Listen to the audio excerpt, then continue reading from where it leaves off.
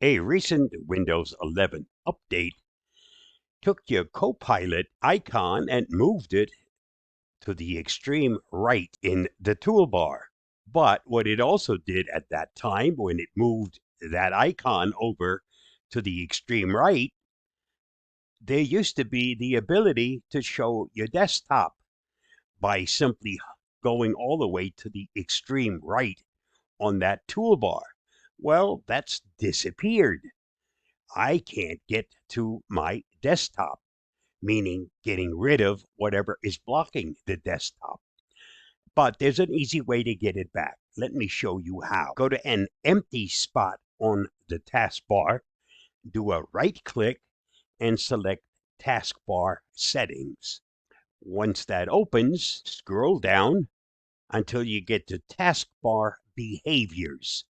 Select that. And then here you'll have to scroll down and again select the far corner of the taskbar to show the desktop.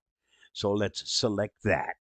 Now we can close this. And now when I go down to the extreme right, select it, it now brings back my desktop.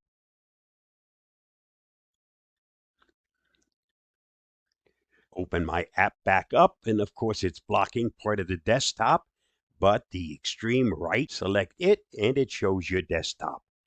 So if you run into the problem, Windows got updated, Copilot got moved to the far right side of your toolbar, and you need to get your Show Desktop button back, make that little change, and you'll be back in business. Stay safe, stay secure. I hope that helps. Thanks for watching and listening.